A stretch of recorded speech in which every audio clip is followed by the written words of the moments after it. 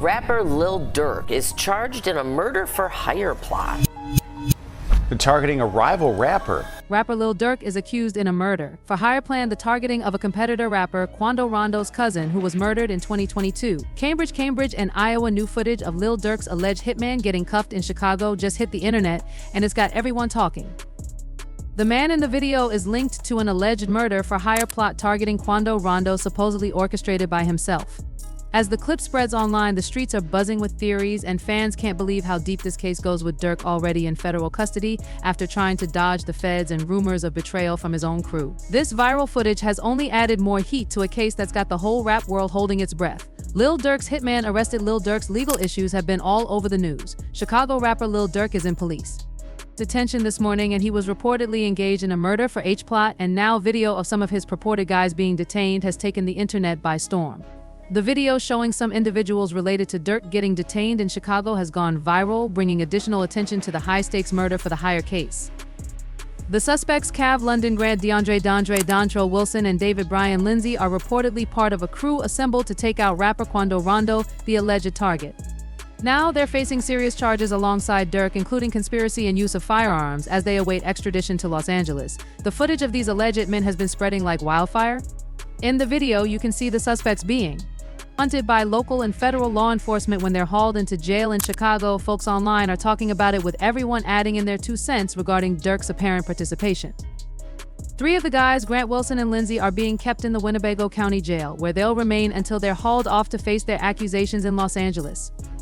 Durk's alleged role, according to the feds, is that he orchestrated the hit on Quando Rondo after losing his close friend King Von in a shootout back in 2020.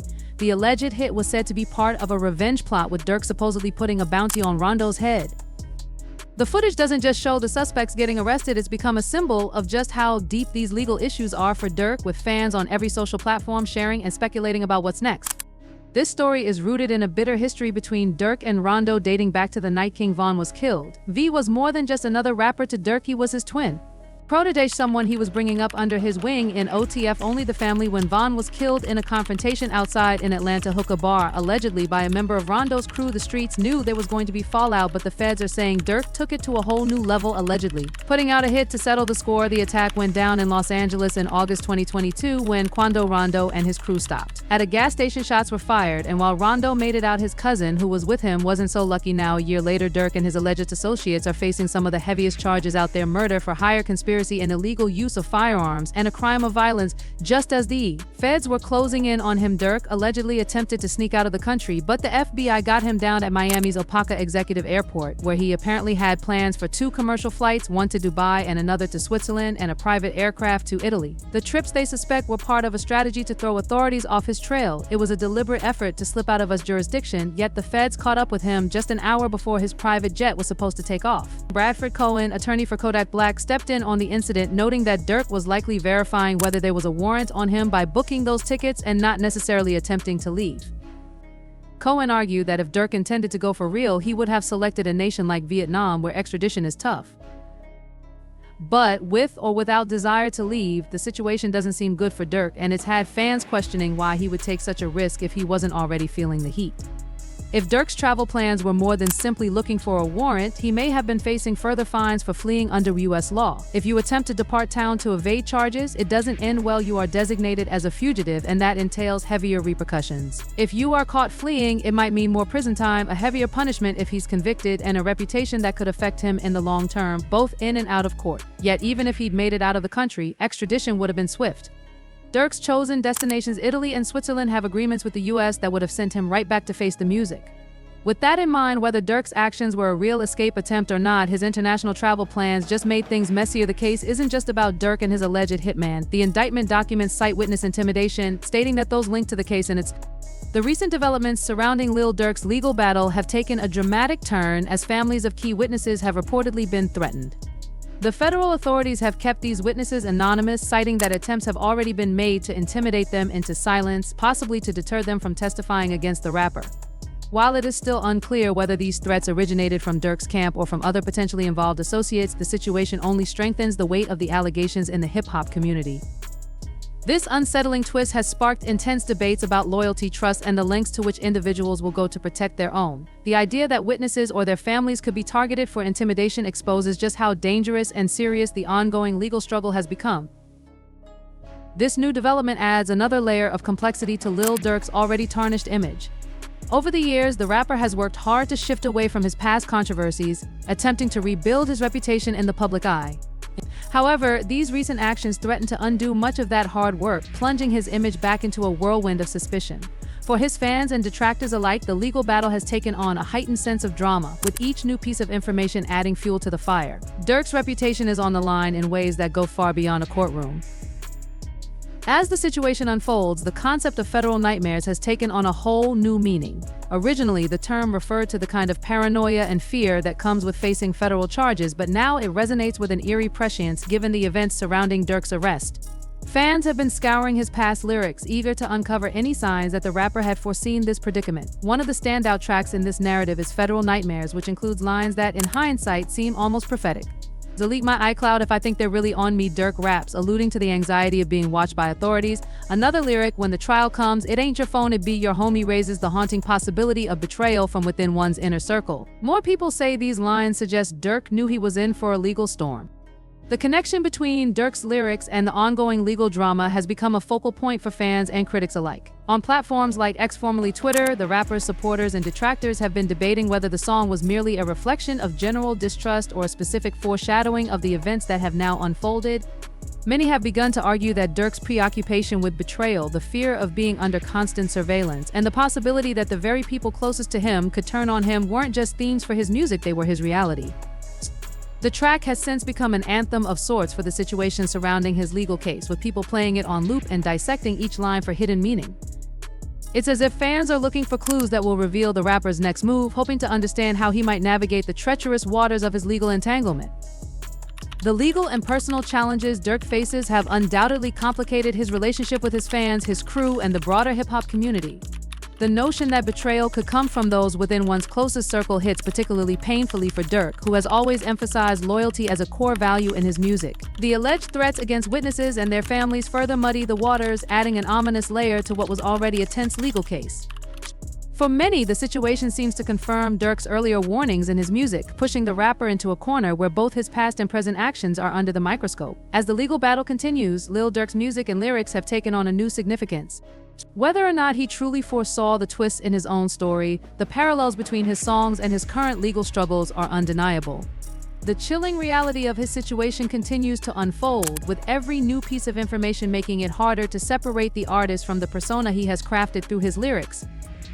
The case against Durk is now more than just a courtroom drama. It has become a deeply personal and public spectacle, with every word he's ever written now being re-examined in light of the events that have transpired. What began as a song about fear and betrayal has now become a chilling soundtrack to a real-life nightmare.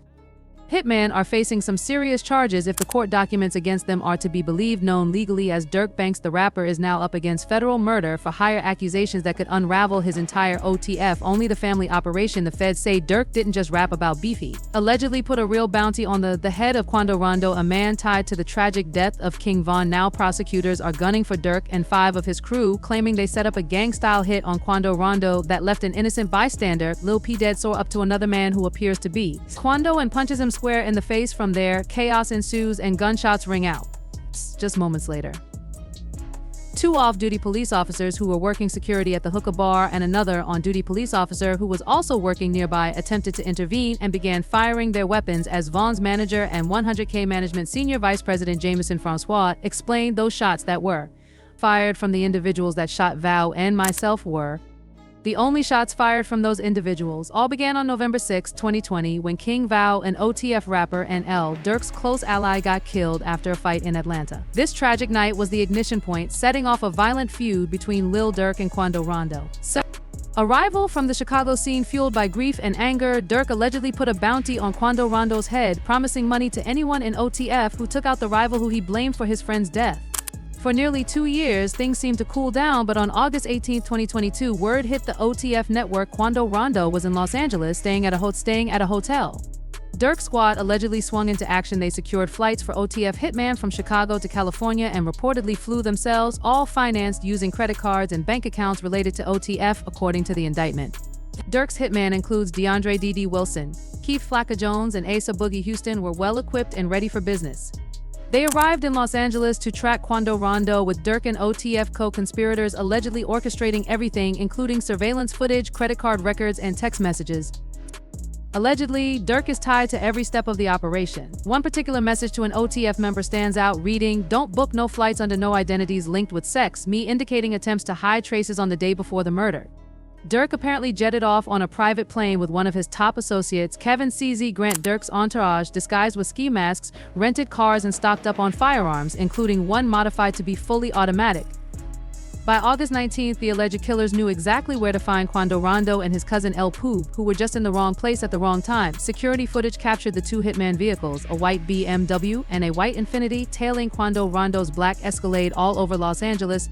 The chase finally ended at a gas station near the Beverly Center, where Quando Rondo and El Pab stopped, oblivious to what was about to go down. The Infiniti pulled up to an alley behind the station. The hitmen got out, weapons in hand and black masks on. In the flash of an eye, they began firing on Quando Rondo's car, hitting it at least 18 times. El Pab was killed right there in the hail of bullets, while Quando Rondo, the primary target, miraculously managed to live after the shooting. Durk's crew reportedly attempted to escape swiftly. They had a short meal at In-N-Out when they were recorded on camera, and they made their way to San Diego using the same credit card that had paid for their inbound flights. They booked a trip back to Chicago. What initially seemed like a carefully crafted plan, clean and quiet, soon turned into a nightmare for Lil Durk and his crew. The meticulous nature of the operation, designed to avoid detection, failed to outsmart federal authorities. Months of investigation culminated in a grand jury indictment, one that carried with it enough evidence to target 5 members of OTF, only the family. The FBI had been closing in, and they finally caught up with Durk at a pivotal moment, just as he allegedly attempted to flee the country after the takedown of his associates in Chicago.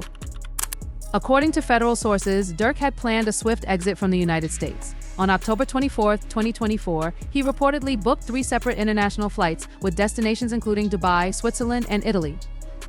This desperate bid to escape did not go unnoticed. Law enforcement, already tracking his every move, received a tip-off that ultimately led to his capture. Though Durk had hoped to slip away under the radar, his actions served as a telltale sign that he was trying to make a run for it. By the time he was intercepted, it was clear that the feds had their eyes locked on him, and the timing of his attempt only fueled their investigation further.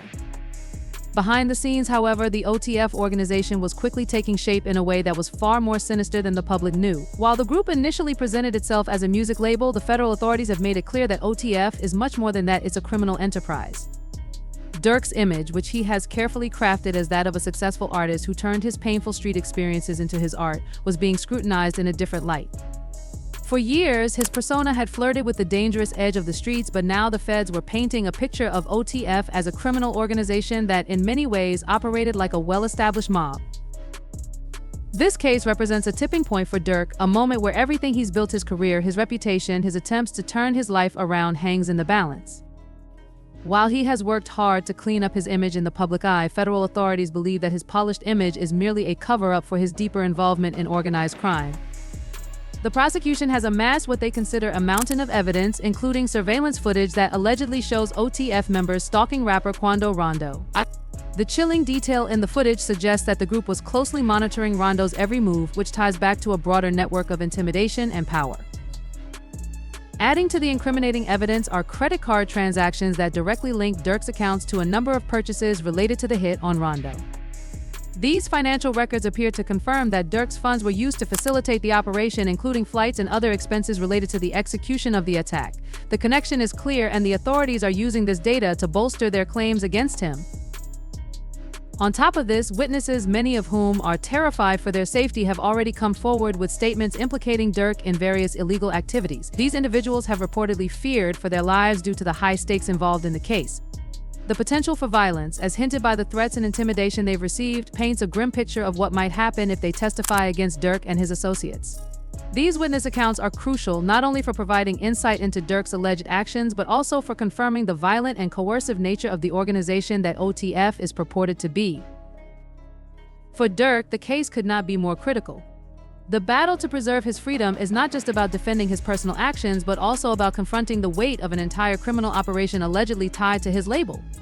What was once a music empire is now under intense scrutiny, and it's clear that the federal authorities are prepared to make a significant push for conviction.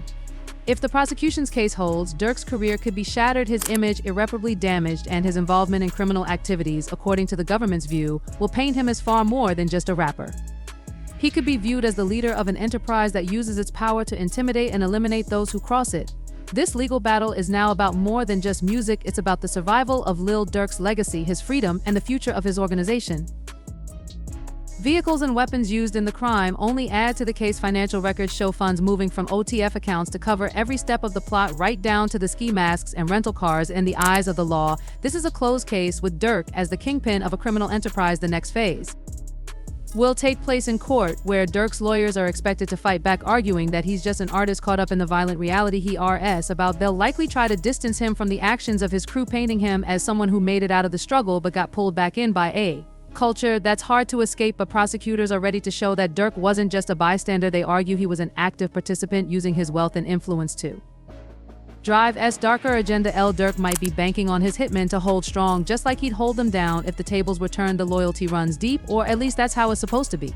Facing a long battle ahead, every member of OTF knows they're all fighting for their futures, with each other's freedom and reputations on the line. But loyalty can start looking different when heavy sentences are looming overhead. And sometimes even the closest members of a crew have flipped on each other for a lighter sentence. The risk of betrayal lingers. In fact, word on the street is that it might already be happening. According to rumors swirling around, an insider within OTF allegedly slipped the feds key details about the murder-for-hire setup, breaking the silence that was meant to keep everyone safe. How Lil Durk and his hitman were betrayed. Lil Durk's recent legal trouble has set the hip-hop world ablaze, and at the center of it all is one of the most dangerous betrayals the streets have ever seen. Inside his own camp and only the family OTF, the betrayal that stings the most is from someone he'd once called bro. This wasn't some minor slip-up, it was an inside job, with an OTF member allegedly snitching to the feds, wearing a wire for years, and helping build the murder-for-hire case against Durk. Fans were stunned, but Durk himself might have seen it coming. He'd been hinting at the distrust and paranoia in his music, dropping lines that seemed to warn of snakes in his circle. And when news broke of his attempts to flee before the cops came knocking, it was clear Durk knew trouble was brewing, likely from one of his own. In an interview this October, 50 Cent put it straight to Durk, telling him to keep an eye on his team. The advice hit harder, coming from a man who's seen it at all. During a sit-down with the Breakfast Club, 50 pondered on his own experiences with entourages and the sort of betrayal Durk now faced. We created a theme song for Power Book 4, forced the Chicago version. Then I was like, yo, this is them, just watch him and his crew. 50 said, recalling how he'd warned Durk to stay vigilant. Then 50 mentioned how Durk himself was puzzled by how easily people knew where to find him, even though he kept his location private. When you said that the Durk, what was his response to you? He said, you know what he said? Somebody just SP came in my house, how they know exactly what the address is. I don't my address to nobody. Like, looking back now, those words feel like foreshadowing, but what no one expected was that the betrayal would come from someone as close as OTF Jam, an old school OTF member and one-time friend of Durk's. Word on the street is that Jam had been working undercover for the feds, gathering information and playing the role of informant right under Durk's nose. Fans were floored, but for Durk, this betrayal hits a personal note. Jam was like family, a day one buddy. Durk used to make music for back when he was still discovering his voice. Now Jam's help with law authorities has paved a deadly road for Durk, tying him straight to the murder for H plot targeting Rondo, whose true identity is Taquan Terrell Bowman. Durk and Jam go far back, from Durk's early days in Chicago's drill scene. Jam was a staple in the OTF circle, one of the individuals Durk created music for back before the fame and the money. In an unearthed interview, Jam even reminisced about those old days, remarking about how Durk's music motivated him throughout a 12-year jail term he served for attempted murder that was brought back before the fame and the money he created. A way for me to be straight, Jam said. He spoke like a loyal friend, someone who'd been through the struggle with Durk, but somewhere along the way things changed. According to the rumors, Jam flipped and he's been working with the feds since his release in 2022. He allegedly wore a wire, recorded conversations, and fed authorities everything they needed to build a case against Durk. And OTF DJ Vlad and Wack 100 recently discussed Jam's transformation on Vlad's show, where Wack mentioned that after 12 years behind bars, Jam came out to a warm welcome, even getting $50,000 and a new car from Durk himself. Like, you know what I'm saying? He said, Jam, get out that jam. I give him 50, he ain't got to ask again, bro. Like, you know what I'm saying? He ain't got to ask, bro. He said he gave you 50, bro. You know what I'm saying? But soon after, he was allegedly back in trouble and decided to cooperate instead of doing more time. Wack put it bluntly, he did. 12 years got out. Interviewed, he stated he kept it genuine, but finally he flipped. This narrative has sent shockwaves across the hip-hop industry, with fans and musicians alike questioning the borders between loyalty, survival, and treachery.